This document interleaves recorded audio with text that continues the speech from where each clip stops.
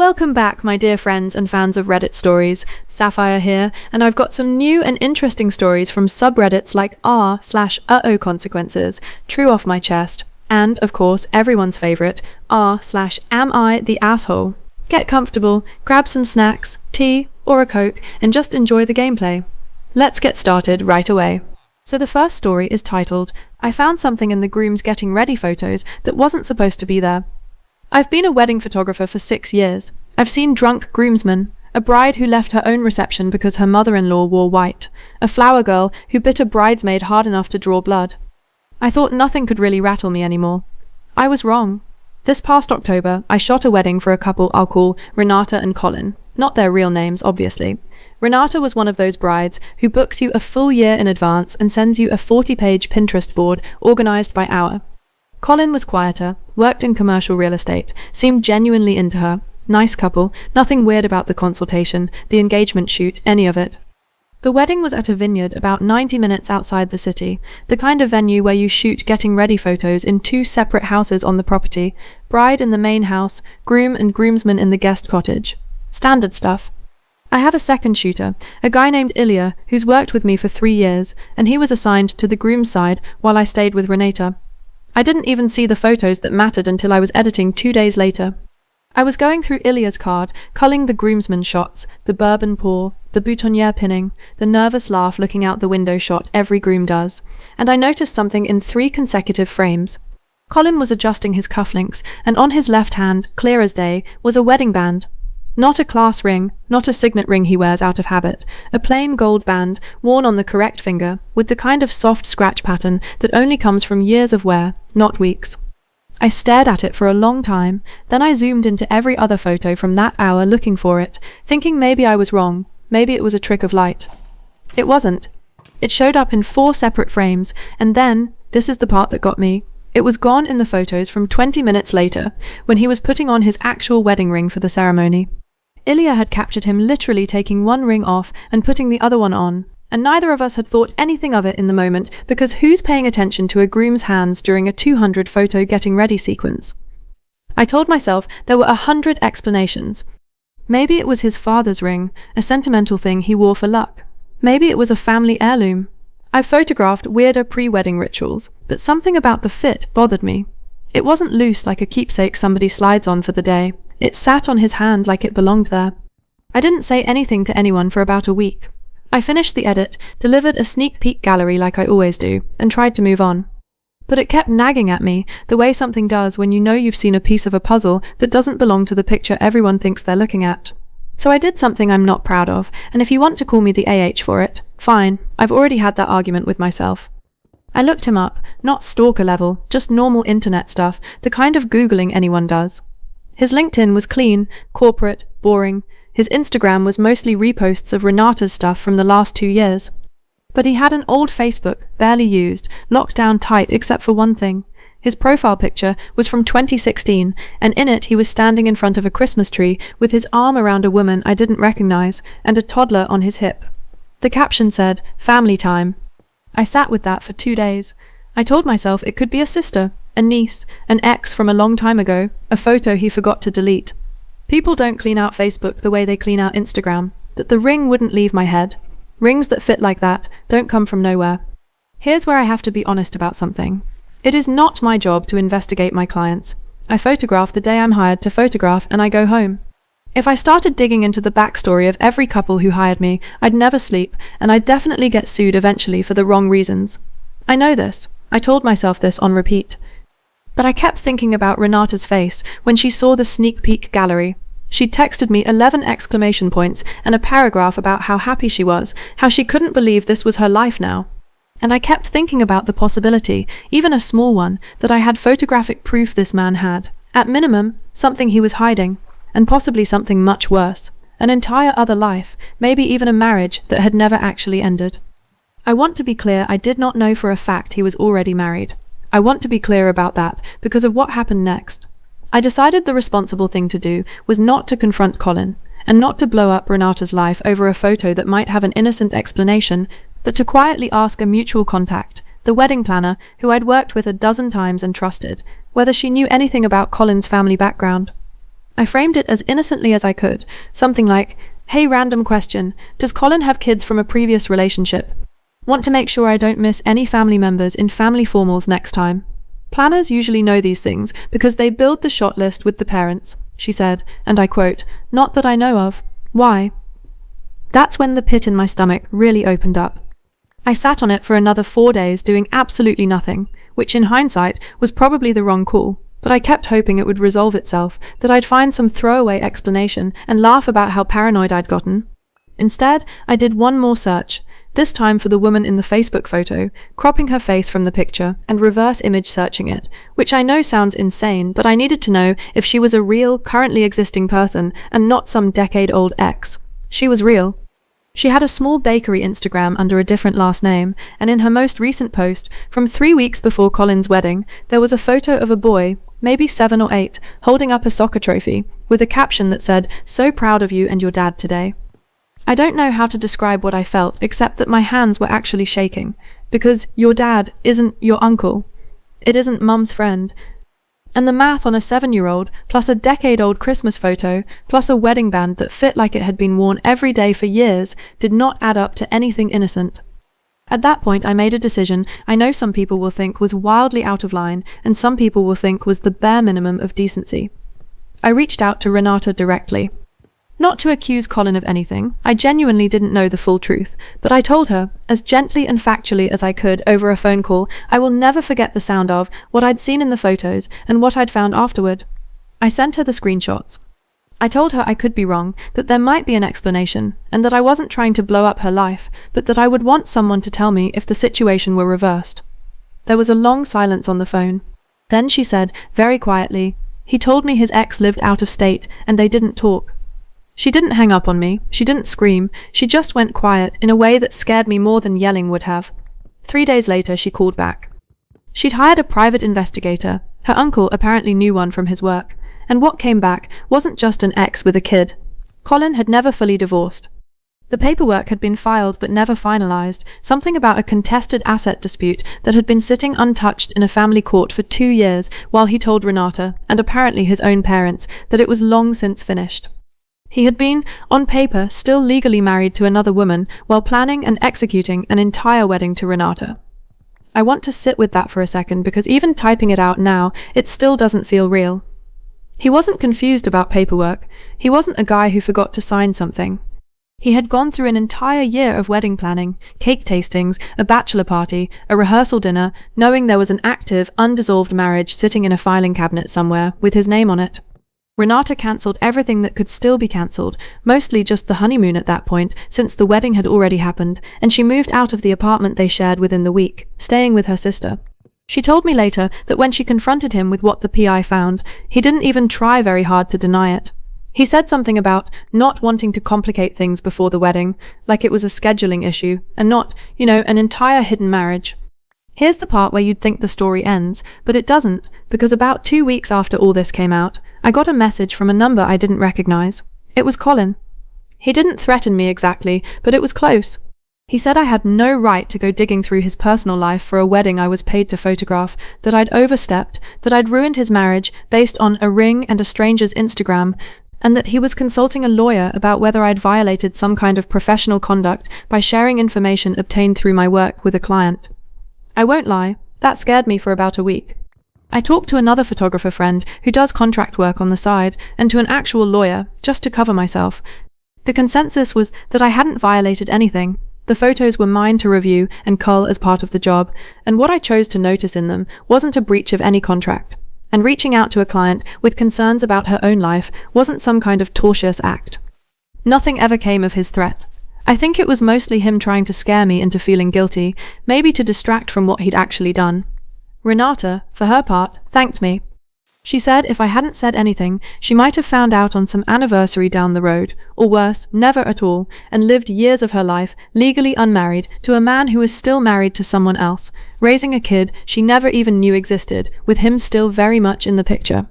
She said the hardest part wasn't even the betrayal, it was realizing how easily she could have gone another 5 years without ever knowing. I still think about whether I did the right thing by digging as far as I did.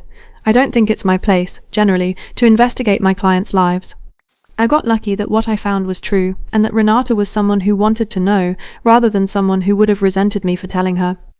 I've turned this over in my head more times than I can count, and I still don't have a clean answer for whether the ends justified the means here, or whether I just got fortunate that a huge overstep happened to land on the side of doing good for someone. What I do know is that every single wedding I've shot since then, I look at hands a little longer than I used to. Edit. A lot of people asking if Renata is doing okay. Yes, from what I know she is. She blocked him everywhere, is currently going through her own lawyer to make sure nothing legally binds her to any of what happened. Apparently because the marriage was never valid in the first place, there wasn't much to untangle, which is its own small mercy. She sent me a card a few weeks ago that just said, "Thank you for looking too closely." I've kept it on my desk since. Okay, I think we've covered that pretty well, so let's switch gears and dive into our next story. I found my husband's dead sister on Instagram, and now I don't know what's real anymore. I need to preface this by saying I've been married to Ryan for 3 years. We met at a mutual friend's barbecue, dated for a year, got engaged, got married, normal stuff. The one thing that was never normal was the way he talked about his family, specifically the fact that he basically didn't. Early on, he told me his younger sister, Emma, died in a car accident when he was 24. He said it flatly, like reciting a fact from a textbook, and I learned quick not to push. His parents were estranged too. No explanation given. I respected it. Grief is grief, and some people process it by locking the door and throwing away the key. Fast forward to 2 weeks ago. I posted a photo from our anniversary dinner. Nothing special, just us at a restaurant. The next morning, I'm scrolling notifications, and I see a like from an account called Emma. R. Price, profile picture, a woman in her early 30s, brown hair, looks disturbingly like the one photo of Emma Ryan keeps in an old shoebox. My stomach dropped a little, but I told myself it was a coincidence. Common name, could be anyone, except her last name is Price. Ryan's last name is Price. I didn't say anything to him. I know how that sounds already. I should have just asked my husband a simple question, but something in my gut told me not to. So I did what any reasonable, definitely not insane person would do. I made a fake account and sent her a friend request. She accepted within an hour. Her profile was mostly private, but I could see a few things. She lived 2 states away. She had a photo from what looked like a family reunion, except I recognized one of the people in the background. It was Ryan's mother. The mother who, according to Ryan, hadn't spoken to him in a decade and didn't even know Emma had died because she checked out of the family way before that. I sat in my car in the Target parking lot for 45 minutes just staring at my phone. Edit. Some of you are saying I should have just confronted him immediately. I get it, but you have to understand, this wasn't just, oh, my husband has a weird family thing going on. This was 3 years of grief he supposedly carried, condolences I'd given him, a framed photo I dusted every week, believing it was a memorial. If I was wrong about this, I needed to know exactly how wrong before I said a single word. So I messaged Emma, R. Price, from my fake account, playing dumb, saying I thought we went to the same college. She wrote back, friendly, casual. I asked, carefully, if she had a brother named Ryan. She said yes. She said they don't talk anymore, but he's doing fine last I heard. I asked if he was married. She said she didn't know, that he'd kind of disappeared after everything with his ex-wife. Ex-wife. I want to be clear that I have never, not once, seen a single document, photo, or mention of a previous marriage in 3 years of dating and being married to this man. He told me I was his first serious relationship after a string of nothing that mattered. I believed him because why wouldn't I? I asked her, still pretending to be an old classmate fishing for gossip, what happened with the ex-wife. She said something vague about a lot of legal stuff and that their parents still don't talk to Ryan because of how he handled it. That night, I couldn't sleep next to him. I kept staring at the ceiling, running through every conversation we'd ever had about his family, replaying the flat, rehearsed way he always delivered the same 3 sentences about Emma dying. It never occurred to me that a script is exactly what it sounds like when someone has said it enough times to make it feel true. Update, 4 days later, I did something I'm not proud of. I went through his old filing cabinet in the garage while he was at work. Found a folder buried under tax documents from 2016, marriage certificate. A name I didn't recognize, Danielle Marie Whitfield, and Ryan's signature next to hers, dated 8 years ago. No divorce paperwork anywhere in the folder. I looked twice. I am currently sitting in my sister's guest room typing this on my phone because I genuinely do not know if my marriage is legally real. I haven't confronted him yet. I know, but I called a family law attorney yesterday and gave her the timeline. She said if there's no record of a finalized divorce, our marriage could be void, and depending on the state, this edges into bigamy territory, which is a criminal charge, not just an awkward conversation problem. I asked Ryan to come over tonight because I told him I needed space to think about some things, which wasn't a lie, just not the whole truth. He thinks I'm having doubts about normal marriage stuff. He doesn't know I have his marriage certificate to another woman folded up in my purse right now. I keep thinking about the sister thing too. Why lie about her being dead? Was it easier than explaining that she just stopped speaking to him after whatever happened with Danielle?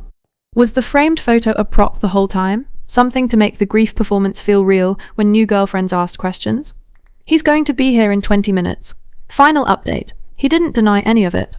That's the part that still gets me. I expected him to fight, to gaslight, to tell me I was crazy or that I'd misunderstood.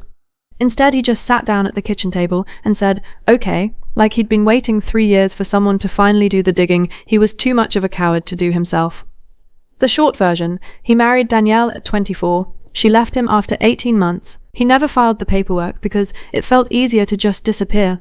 Moved states, cut off his family because his mother sided with Danielle, and somewhere along the way decided it was simpler to tell people, including me, that his sister had died rather than explain that his whole family thought he was a liar and a coward.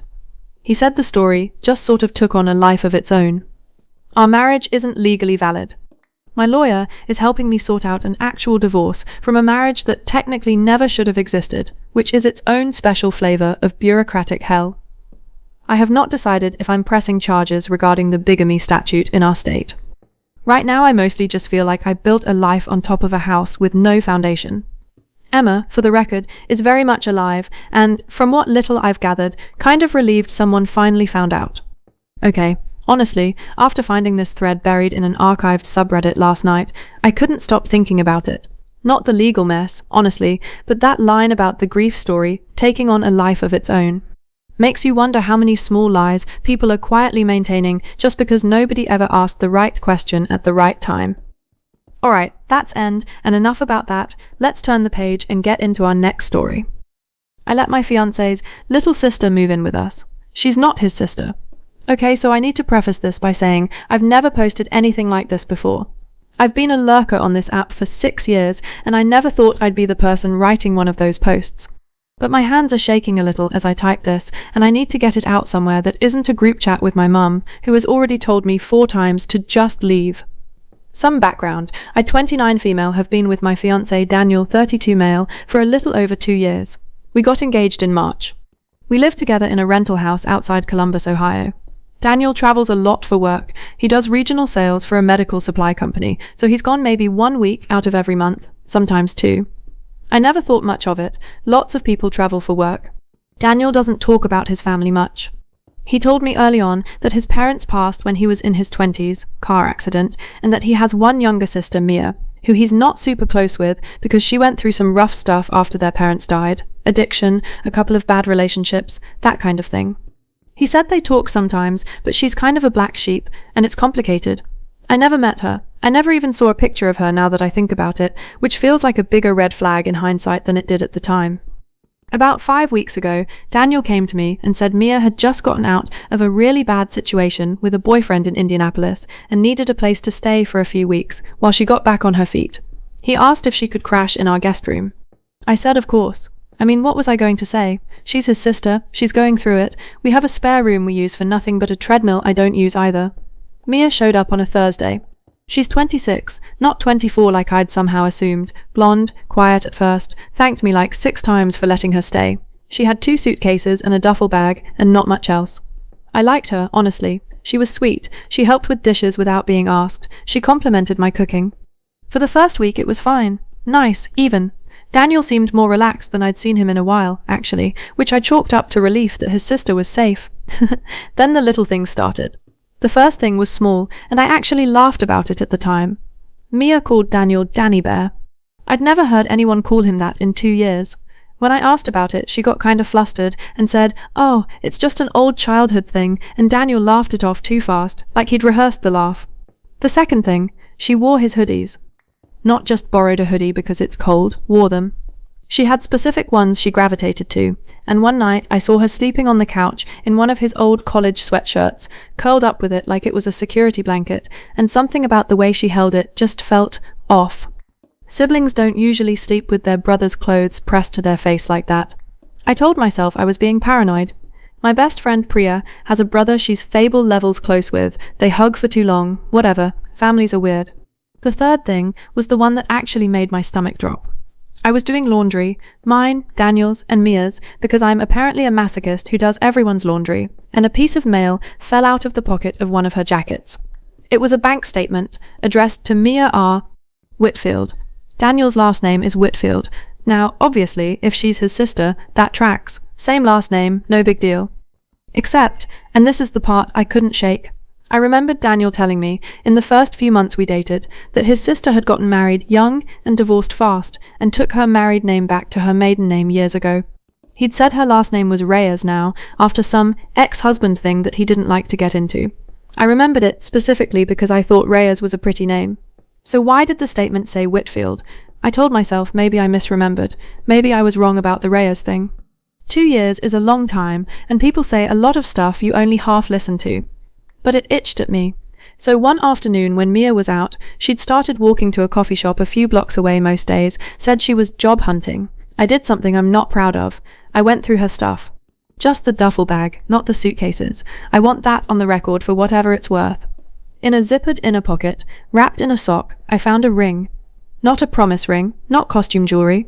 A wedding band, a man's, engraved on the inside. I didn't have my glasses on me, and the engraving was small, so I used my phone flashlight and zoomed in on a picture I took. It said, DW plus MW Mayan Sov 9.4. I stood in that guest room for probably 4 full minutes, just staring at my phone screen, doing the kind of math you do when you desperately don't want to arrive at the answer you're already arriving at. Daniel's birthday is in September.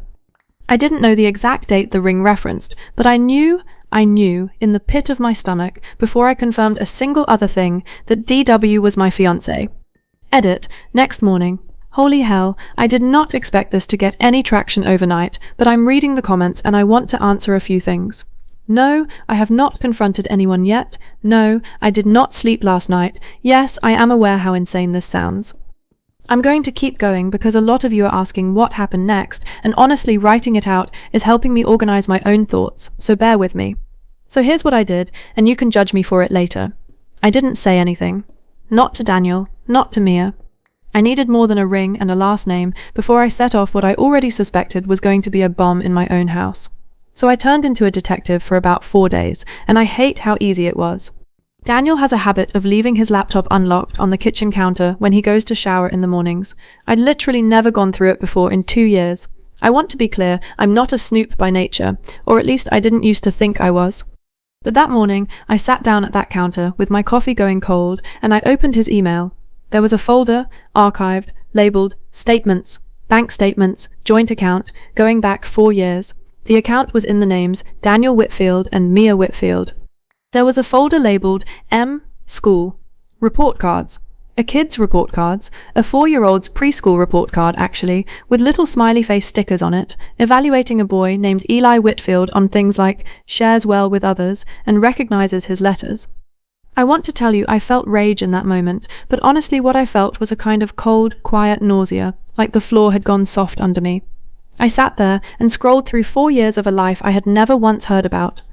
Photos. Eventually, Daniel at a hospital holding a newborn, Daniel at a birthday party with a 2 balloon, Daniel and Mia, my Mia, guest room Mia, at what was unmistakably a wedding, her in a white dress, him in a grey suit I recognized because it's hanging in our closet right now. Daniel married Mia 3 years before he met me. They have a son together. He is 4 years old. His name is Eli. I did not confront him that morning. I want to be honest that some of you are going to think that makes me a coward, and maybe it does. But I needed to know what I was dealing with before I set it off, because I was now living in a house with a man who had a secret wife and secret child, and that secret wife was currently asleep 20 feet from my bedroom, believing I don't actually know what she believed yet. That was the part that scared me most. I didn't know what story Daniel had told her about me. Update, 4 days later. Some of you DM'd me, asking if I was okay, and I appreciate that more than you know. I'm okay. I'm angry okay, if that's a category. Here's what happened. I decided the only way to get real answers was to talk to Mia directly, without Daniel there, and see what she actually believed about our household. He was gone on a business trip to Cincinnati. We'll come back to that, so it was just me and her for 3 days. I want to say I went in with a plan. I did not. I just made tea one night and sat across from her at the kitchen table and said, "Can I ask you something kind of personal?" She said, "Sure." I said, "How long have you and Daniel been married?" I watched her face do about 6 things in 2 seconds. Confusion, then a flicker of something like relief, actual relief, like she'd been carrying something heavy and someone had just offered to hold one end of it, and then fear. She said, "He told you?" I said, "No, I found out on my own. Mia, I need you to tell me what he's told you about me." And this is the part that still makes my chest hurt when I think about it. She said, "He said you're his roommate. He said you help pay rent on this place because he travels so much for work and it's cheaper to split it with someone. He said you know about me and Eli." I laughed, not a nice laugh. I said, "Mia, we're engaged. We got engaged in March. I have a ring." She stood up so fast her chair nearly went over. She said, No, that's not. He told me he was staying in Ohio for work, that this was a temporary work rental, that we were going to move here as a family once Eli finished the school year." She was already crying, and I remember feeling this bizarre, guilty relief that at least I finally, definitively, was not the villain of this specific story. We were both being lied to, just in stereo, with different scripts. We spent that whole night at the table going back and forth, piecing together a timeline like 2 people assembling a jigsaw puzzle where half the pieces belonged to a completely different picture than we thought we were building. Mia had known Daniel for 8 years, married him 5, Eli is 4. She said Daniel told her his job required him to be in Columbus for an extended contract for the past 2 years, that he came home to Indianapolis when he could, that money had been tight so he'd taken on a roommate to split rent on his temp apartment. That roommate, obviously, was me. Except I've never once thought of myself as anyone's roommate. I have a key with a heart keychain Daniel bought me. I have a ring. I have a joint Christmas card list. The recent bad breakup story, the reason she supposedly needed to stay with us, was actually, in her version, Daniel telling her that he'd finally saved up enough to get her and Eli moved to Columbus permanently, and that she should come stay in his place while they found a bigger house for the 3 of them. She thought she was moving in with her husband. She had no idea I existed as anything other than a name on a lease. Neither of us had been cheated on in the traditional sense. We'd both been cheated into. We were the other woman to each other, without either of us knowing there was another woman. Edit. A lot of you are asking why Mia didn't recognize me or ask questions when she got here. Like, wouldn't she have expected an empty apartment? She said Daniel told her I traveled a lot for my own job and was rarely home, which I do travel some for work, so that part wasn't even a total lie. It was just recontextualized. He's disgustingly good at this. That's the part that scares me in retrospect, how smooth it all was. Update, the confrontation. Okay, this is the part everyone's been asking about. I'm going to try to write it as accurately as I can because it happened fast and adrenaline does weird things to memory. Mia and I decided together, and I want to stress this was a joint decision. We became allies almost instantly once the shock wore off, which surprised me, that we were not going to tip Daniel off before he got home. We wanted him walking into a room with both of us in it, unprepared, so there'd be no time to build a story. He got back from his Cincinnati trip on a Sunday evening. Mia and I had spent the 2 days prior quietly doing more digging. We found the lease to an apartment in Indianapolis, still active, still in both their names, rent auto-paid from the joint account. We found flight and gas records suggesting his business trips, at least 4 of the last 6, actually routed through Indianapolis, not to any of the cities his company's public schedule listed. We found, in an old email, a message from a woman named Carla in Louisville asking him when he was coming to see the kids, plural, which is a whole separate horror I have not even fully processed yet, and which I'll get to in the final update because that's a whole thing. When he walked in, I was sitting at the kitchen table. Mia was sitting next to me. Between us, the ring in a sandwich bag, the bank statements printed out, the lease, the emails, all laid out like a spread you'd see in a true crime documentary. He stopped in the doorway. I will remember the look on his face for the rest of my life. It wasn't guilt, not at first. It was calculation. I actually watched him try to figure out which lie to reach for. He went with anger first. What is this? You're going through my email now. Classic deflection, made me almost laugh. Mia said, quietly, Danny, tell her about Eli. And that was it. That single sentence detonated something in him because he knew, I think, that if she was using that name, that specific soft childhood name, in front of me, the two women had already talked, already compared notes, already built a case. He sat down, he put his head in his hands, and then, in this weirdly calm voice, he said, "I was going to figure it out. I was going to tell you both eventually. I just needed more time." I asked him what figure it out meant. Was he going to pick one of us? Leave both, add a fourth woman to the rotation once he got bored? He didn't answer that. What he did say, and I will never forget this, was, "You two have no idea how hard it is to keep everyone happy." Mia started laughing, this awful hysterical laugh, and I think that's the moment I actually believed all of it was real, because the sound she made wasn't the sound you make over something you've imagined. It's the sound you make when the floor of your entire adult life gives out at once. Now, Carla, in Louisville. We didn't get the full picture that night, but over the following week, with Mia's help, she had more access to his old accounts than I did, since she's actually on some of them legally as his wife, we confirmed there is a third woman. Carla in Louisville has 2 kids with him, ages 6 and 3. We don't know yet what story he told her. We don't know if there are others. Mia is the only one legally married to him. She found the marriage certificate in a box of his things years ago and always assumed that made her the real one, not knowing there might be a 4th or 5th woman out there with the same assumption. Update. 3 weeks later, final for now. I have to be honest. The response to this post going semi-viral has been overwhelming in ways I didn't expect. I got messages from 2 women in different states who think, based on details I posted, that they might also know him. One under a different last name entirely, Whitford, not Whitfield, 1 letter off, which honestly is the detail that made my blood run cold, because that's not sloppiness, that's a system. I'm not going to share more about that here, because it's now genuinely a police matter, and I don't want to compromise anything, but I will say, bigamy is a real, prosecutable crime in Ohio and several other states, and Mia has filed. I have not, because we were never legally married, but apparently what he did to me, the joint lease, representing himself as unmarried and available for engagement, using shared finances under false pretenses, falls under something a lawyer described to me as fraud, and I'm exploring that with her. Mia and Eli are staying with her mother now. Mia and I still talk most days, which is the single strangest silver lining of my entire life. We joke, in the dark way you joke about something that should have destroyed you, that we're each other's most reliable witnesses. We send each other screenshots when we find new pieces of the puzzle.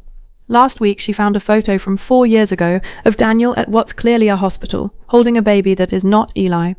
I moved out, I'm staying with my sister for now. I gave back the ring, obviously, though gave back undersells it. I left it on the kitchen counter, with the sandwich bag full of bank statements, like some kind of ceremonial trash pile, and walked out without saying anything else to him. There was nothing left to say that hadn't already been said by a stack of paper. So, I guess my question for you all, since this started as sort of an unintentional AETA, even though I never officially framed it that way, am I the asshole for going through Mia's bag in the first place? That's the one thing that still nags at me, weirdly, more than anything else. Everything after that felt justified. But that first move, going through a guest's private belongings because something felt off, I keep turning it over. If I hadn't done that, I don't know how much longer this would have gone on. How many more birthdays and Christmases and quiet mornings I would have spent living inside someone else's lie. But I still did it. I still made that choice before I had any real proof, on nothing but a gut feeling and a name on an envelope. I don't know, maybe some rules are worth breaking once you're already living inside someone else's broken ones. So, that's it. That's the whole story. At least the whole story so far. There's apparently a Louisville detective now involved, and I might do one more update once, if that resolves. But for now, that's where things stand. Thanks to everyone who read this whole thing. Genuinely didn't expect strangers on the internet to be this kind about something this humiliating. So, after stumbling across this thread late one night, when I definitely should have been asleep, I ended up scrolling through every single update and comment before I even realized an hour had gone by. What got me wasn't really the shock of the reveal. You kind of see it coming from the ring in the sock drawer onward. It was how calmly both women handled it once the truth actually surfaced. No screaming matches, no petty revenge plots, just 2 strangers quietly building a case file together at a kitchen table. That detail stuck with me more than the bigamy itself. It's a good reminder that the internet's worst stories usually end with people being smaller than you'd hope, but every once in a while you get one where the people involved turn out to be better than the situation deserved. Alright, let's close the book on this one and open up the next. Am I the asshole for planting a hidden camera in my own living room and having it completely blow up in my face? Okay, I need to get this off my chest because I've been turning it over in my head for 3 weeks straight and I genuinely don't know who was in the wrong anymore. Long post, sorry, but the details matter. Quick background. I, 28 female, moved into a 2-bedroom apartment last spring after my previous roommate got engaged and moved in with her fiancé. I found my new roommate, I'll call her Ren, through one of those roommate matching apps. She was 31, worked in logistics, her words, vague from day one, but I didn't think much of it. Quiet, tidy, paid rent on time. For the first 2 months, honestly, she was the best roommate I'd ever had. She left little sticky notes when she used the last of the coffee. She never touched my stuff. We split cleaning supplies 50-50 without an argument. I remember texting my friend Des that I'd finally won the roommate lottery. Then the weirdness started, slow enough that I kept explaining it away.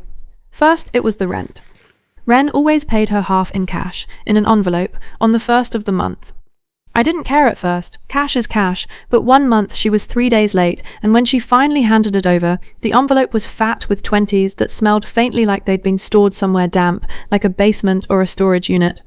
I remember thinking that was a strange detail to notice, and an even stranger detail to remember. Then it was the phone calls. She'd take them on the fire escape, even in the cold, with the window shut behind her. I could see her pacing, gesturing, sometimes pressing her palm flat against her own forehead like she was holding her skull together. If I opened the window even a crack, she'd wrap the call up in under a minute and come back inside like nothing happened. Then it was the closet in her room. Not suspicious on its own, everyone has a closet, except she put a small hook and eye latch on the outside of the door, the kind you'd use to keep a cat out of a room, except this was on the outside, which meant it was there to keep something in, or to keep the rest of us out.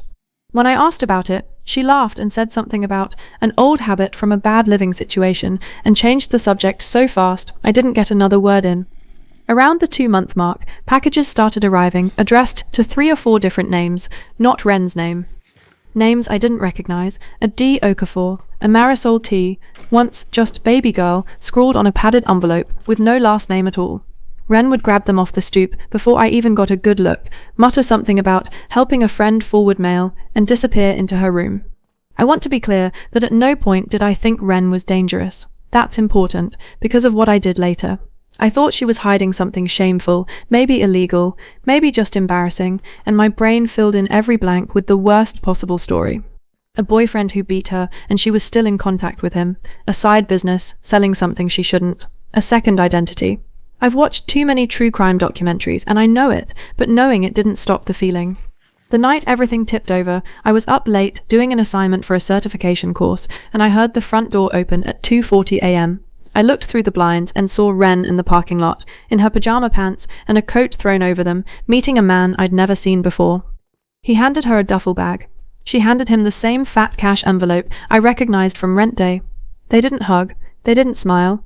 It looked like a transaction, the kind of thing you'd stage a scene around in a crime show, and she was back inside within 4 minutes, duffel bag and all, straight into her room, latch clicking shut. I didn't sleep that night. I called Des the next morning and told him everything, and he said the 4 words I was dreading and secretly hoping for. You need a camera. I want to own this part completely, because it's the part that decides whether I'm the asshole. I bought a fake smoke detector with a hidden camera inside it, the kind that streams to an app, and I mounted it in the shared living room. Not her bedroom, I want to stress that. Never her bedroom, under the guise of finally getting real smoke detectors, since the landlord never did. I told her I'd ordered 2 and put the other in my own room too. Which was true, except mine didn't record anything, because I'm not a complete lunatic, apparently just a partial one. For 9 days, nothing. She watched TV, ate cereal standing at the counter, took calls on the fire escape that I couldn't hear anyway because the mic barely picked up outside noise. I started to feel like a genuine creep, and I almost pulled the thing down twice. On the 10th night, the footage caught her sitting alone on the couch at 1 a.m. on a video call, angling her laptop so I couldn't see the screen from the doorway, but the camera in the living room got it from a different angle entirely. On the screen was an older woman in a hospital-style bed, oxygen tube under her nose, propped up on pillows in what looked like a cramped extended-stay motel room. Not a hospital. Ren was talking to her so softly I had to turn my volume all the way up, and even then I only caught fragments. Down. Told you I'd figure it out, Mum. I'm not letting them put you in a state facility. The guy tonight, he's a home health aide, off the books because insurance won't cover a private one, and you know what happened last time we tried the agency. I sat there in the dark at my kitchen table with my laptop open, feeling something crack open in my chest that had nothing to do with relief. Ren's mother had been quietly dying of something, I never found out exactly what, in a motel room 20 minutes away, disowned by an ex-husband's family who controlled the money, and Ren had spent 2 years hiring cash-only aides off community boards to avoid a paper trail that a vindictive stepfamily could use in some kind of custody of care dispute I still don't fully understand.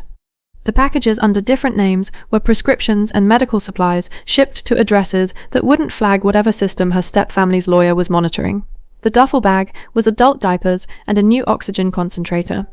The closet latch kept her own cat, who she wasn't supposed to have per our lease, from getting into a room full of loose medical supplies and cords. There was no scheme, there was no danger. There was just a woman quietly falling apart, trying to keep her dying mother safe, and I had turned her private grief into a surveillance project because I couldn't sit with not knowing. I want to say I turned the camera off that night and told her everything, and we hugged it out. That is not what happened, because 2 days later, before I'd worked up the nerve to confess anything, Ren went to change the smoke detector batteries herself, an actual, real, non-ironic act of household responsibility, and found the SD card slot and the lens where no smoke detector lens should be. She didn't scream. That was almost worse. She came into my room, set the thing down on my desk very gently, and asked, in a voice with no temperature in it at all, how long it had been running and what I'd seen. I told her the truth, all of it. I told her about the cash, the calls, the closet, the packages, the 2:40 a.m. meeting in the parking lot, and how none of it had ever added up to anything except my own imagination filling in gaps with the worst possible movie. I told her I was sorry, that I understood now, that I'd delete everything. She asked to see the footage first. I don't know why. Maybe to confirm I wasn't lying about what I'd seen and hadn't seen. We sat together and watched the clip of her mother on the laptop screen, and Ren cried in a way I don't think she'd let herself do in front of another living person in a long time, and I cried too, and for about 20 minutes I actually thought we'd come out the other side of this closer than before. Then she asked what else the camera had picked up, because a living room camera doesn't only see one person's business, and that's when I remembered, too late, with my stomach dropping through the floor, that 6 days into the recording, I'd sat on that same couch and taken a call from my clinic about a health result I hadn't told anyone about, not even Des, because I was still deciding how I felt about it myself. The camera had it all. Ren hadn't watched that part. I told her not to. She said, with a kind of exhausted, brittle calm, that now she understood exactly why what I'd done was so violating, because she could feel, in real time, the urge to know more about my business the same way I'd felt about hers. And she was choosing, right there, not to give in to it. I deleted everything that night, with her standing over my shoulder watching the confirmation screen. I thought that was the end of it. It wasn't. Our lease has a clause. I genuinely never read past page 4, that any audio or video recording device installed in shared space without written consent of all co-tenants violates the terms, on top of our state being a 2-party consent state for audio recording, which apparently a smart smoke detector absolutely counts as if it captures sound, which mine had. Ren didn't report me, I want to be clear about that. She never went to the landlord. But our landlord found out anyway, because the smoke detector I bought was a Wi-Fi model registered under my email through the manufacturer's app. And it had been pinging our building's shared guest network, which our landlord's property management company monitors for bandwidth reasons since they cap usage per unit. A routine notice went out about unregistered smart devices. I panicked, unplugged it wrong, tripped an actual breaker, and when the emergency maintenance guy came out to check the panel, he found the real smoke detector unplugged and shoved in a drawer, with the fake one still mounted on the ceiling, batteries and all, blinking a little green recording light I hadn't even noticed. The property manager didn't call the police. She did terminate our lease for cause, citing both the unauthorized device and the actual fire code violation of having a disabled smoke detector in a shared unit, which is apparently a much bigger deal than a hidden camera in some ways, legally speaking. We had 30 days to vacate. My credit for future rental applications now has a lease terminated for cause mark on it that I'll be explaining to landlords for years. Ren, for her part, is fine, or as fine as someone can be. Her mother's situation actually got easier almost immediately after this, in a twist I still can't quite get over once things were finally out in the open, even in a roundabout, humiliating way. Ren's manager at her actual job. Turns out, logistics was real. Just at a company with a strict no personal issues culture she was terrified of, connected her with the company's caregiver support program. Something she never knew existed because she'd never told a single person at work what was going on. She's moving her mother into an actual licensed facility next month, above board, no more cash-stuffed envelopes at 2:40 a.m. I'm the one who has to find a new apartment in 30 days with a lease termination on my record for a thing I did entirely to myself. Ren isn't speaking to me beyond logistics about splitting the security deposit, which our landlord is withholding partially anyway because of device damage to ceiling-mounted fixtures, which I guess is a real category of damage now, apparently, in my life specifically. So, Reddit, was I the asshole for planting the camera? I know the instinct answer is yes, obviously don't spy on your roommate. But I keep circling back to the fact that everything I saw before the camera was real and unexplained and would have made anyone suspicious, and the camera is the only reason I ever found out the truth, instead of just quietly resenting a woman who was drowning trying to save her mum. Does the ends justify the means thing count for anything here, or did I just prove that curiosity dressed up as concern is still a violation, and I'm now paying for it with my lease, my credit, and possibly a friendship that could have been something real if I'd just asked her to her face instead of mounting a camera to find out for myself? Aid it. A lot of you are asking if I've apologized properly beyond the night it happened. I sent a longer letter about a week later. She read it. She sent back 4 words. I believe you meant it. I don't know what to do with that yet. Now that we've unpacked that, let's shift our attention to the next one on the list. The house-sitting job from hell. This happened almost a year ago, and I'm still not totally over it, but a friend told me I needed to write it down somewhere before I completely rationalized the weird parts away. This is long. Get a snack.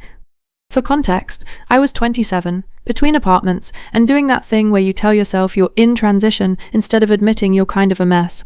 My cousin worked at a boutique property management company that handled house-sitting for wealthy clients who traveled a lot, and she got me a gig watching a house for 3 weeks while the owners were in Portugal.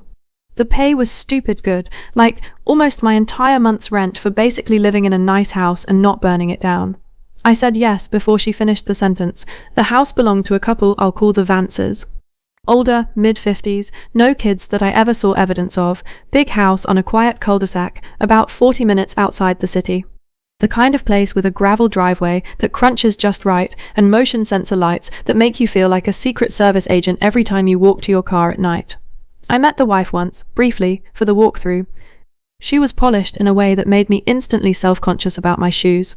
She walked me through the house fast, almost too fast, rattling off instructions like she'd said them 100 times before. Mail goes on the kitchen island. Plants get watered Tuesday and Friday. There's a schedule on the fridge. The Roomba is possessed. Just unplug it if it starts screaming. Normal stuff. Then we got to the end of the upstairs hallway, and she got quiet for a second. This room stays locked. It's storage, mostly sentimental stuff, nothing exciting, but please don't go in there. I said sure, of course, no problem, because what else do you say? She said it in this tone that was trying really hard to sound casual and just wasn't landing. I noticed it. I filed it away, and then, because I am an idiot with a functioning bank account for the first time in months, I ignored it. There were 3 rules total. First, don't go in the locked room at the end of the hall. Second, keep the porch light on a timer. It had to be manually switched at 9 p.m. sharp, not left on the automatic setting, the sensor's glitchy. Third, if the landline rings twice and then stops, don't answer it if it rings again within the next 10 minutes. Just let it go to voicemail. I want you to sit with Rule 3 for a second, the way I did not at the time. I remember laughing about it with my cousin over text. Lol, these people have a whole system, it's giving cult vibes. She said rich people are just built different and to enjoy the free Wi-Fi. Fair. The first week was genuinely lovely. I worked remotely from their sunroom, ate cereal for dinner twice because no one was there to judge me, and got very invested in a stray cat that lived somewhere in the hedges. I flipped the porch light at 9 p.m. like a good little employee. The landline never rang. Everything was fine. Things started tilting in week 2.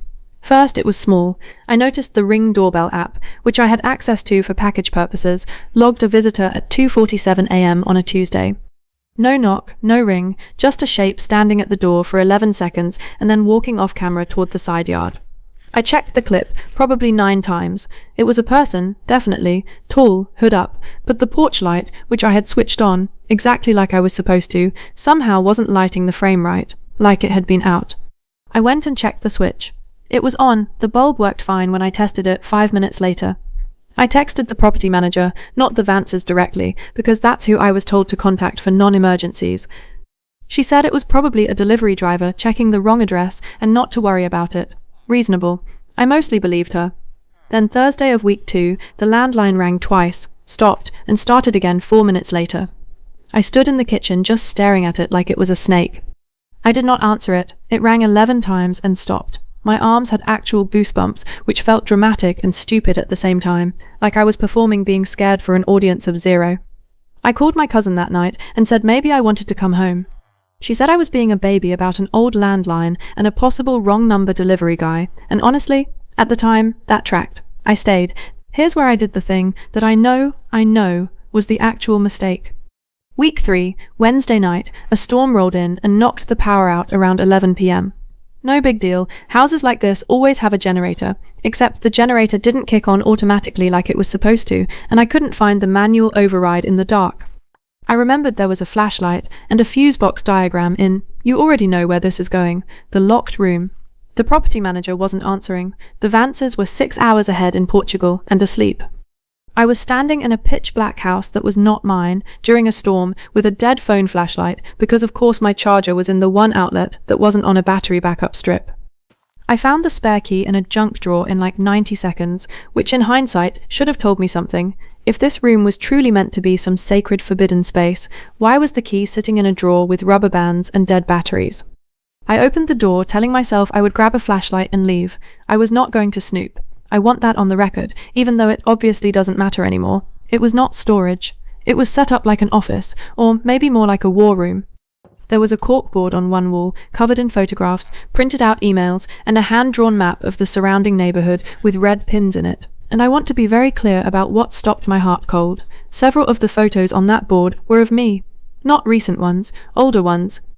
A photo of me at a coffee shop I used to work at 2 years earlier. A photo of me getting into my car outside my old apartment. One of me and my cousin at her birthday dinner last spring, the kind of angle that meant someone had been sitting a few tables away. I did not grab the flashlight. I stood there in the dark, with my dying phone held up like a torch, reading my own life on a stranger's wall. And I have never in my life felt smaller or more exposed. There was a folder on the desk labeled with a name I didn't recognize. Not mine, not the Vances. Inside were pages that looked like background check printouts, previous addresses, an employer history that was, again, mine, and clipped to the front a single sticky note in handwriting I didn't know that just said, confirm dates before contact. I have replayed that sticky note in my head roughly 4,000 times since. I did not sleep that night. I sat on the stairs with a kitchen knife I don't even remember picking up, phone dead, watching the front door until the sky went grey. When my phone had enough charge to turn on around 6 a.m., I had 3 missed calls from the property manager and a voicemail that just said, in a very careful, very rehearsed-sounding voice, "Hey, it's nothing to worry about. Just give me a call when you get this." I did not call her back. I called my cousin instead, and to her enormous credit, she believed me instantly and drove out at 6:40 in the morning, still in her pajama pants. Here's the part that took the story from unsettling to oh my god for me. While we were packing my stuff into her car, a man walked up the driveway. Not aggressive, not rushing, just walking, hands visible, in his 50s, wearing the kind of fleece vest that screams suburban dad. He said, and I remember this word for word because I have said it back to myself so many times, "You're not supposed to be the one here today." My cousin, bless her, stepped fully in front of me and said we were leaving and he needed to back up. He didn't get aggressive. He actually looked confused, almost hurt, like we were the ones being unreasonable. He said something about a handoff schedule and asked if Priya had said anything to me before I started. I had never heard that name in my life. We left. We called the actual police from a gas station 20 minutes down the road because at that point neither of us trusted the property manager to be a neutral party, and honestly we weren't wrong not to. It turned out, and this took a couple weeks to fully untangle, with an actual detective and everything, which is a sentence I never thought I'd type about my own life, that the Vances were not exactly who they said they were. The house wasn't even fully theirs. It was being used, with the actual owner's knowledge, as a kind of rotating safe house for a private surveillance operation the man in the fleece vest ran out of his own consulting business. Corporate stuff, mostly. The client, who wanted my info collected, was apparently connected to my old workplace and a lawsuit I knew nothing about. Something to do with a non-disclosure dispute from a company 2 jobs back that I'd left on perfectly fine terms as far as I knew. I was never the target of anything violent, according to the detective, which was somehow both a relief and almost worse, because it meant a whole apparatus of adults had decided, calmly, over probably a boring conference call somewhere, that surveilling a 27-year-old barista turned freelancer was an efficient use of resources. I was a data point to them, a before-contact line item. Prior, it turned out, was the house sitter before me.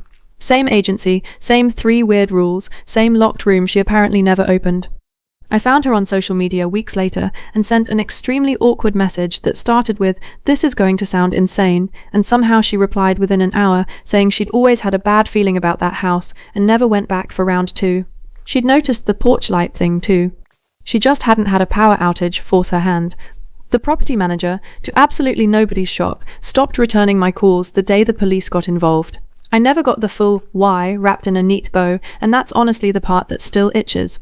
The detective said the surveillance wasn't, strictly, illegal in the way it was structured, some grim grey area involving a signed clause buried in an old employment contract I'd apparently agreed to and never read closely enough, giving a former employer standing to monitor for compliance longer than any sane person would assume.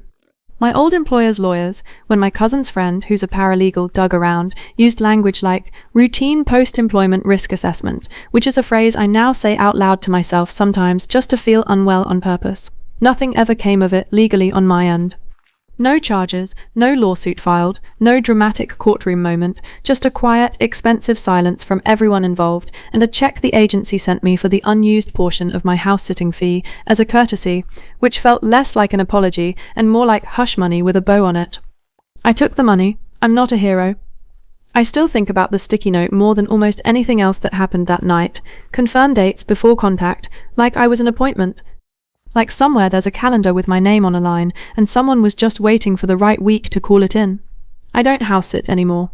I don't answer landlines at other people's houses, obviously, but I also don't answer unknown numbers at my own house anymore, which feels like the kind of small permanent scar you don't notice you're carrying until someone points at it. My cousin still feels guilty for getting me the gig, even though I've told her 100 times it's not her fault. She checks in on me on the anniversary of that night, unprompted, every year now. I let her, because honestly, it's nice to have someone else remember it happened, since some days it genuinely still feels like something I made up. So yeah, that's the story.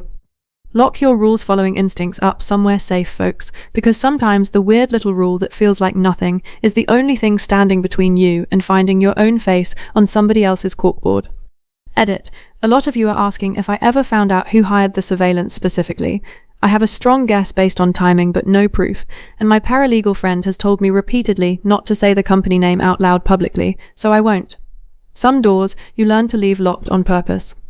Edit 2. No, I did not go back for the flashlight. Some questions answer themselves. Alright, that's all for today.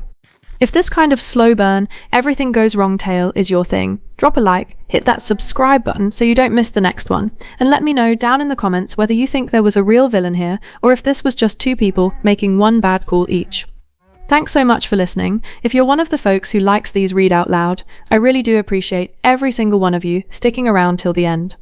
Take care of yourselves, be a little kinder to your roommates than they was, and I'll see you in the next one.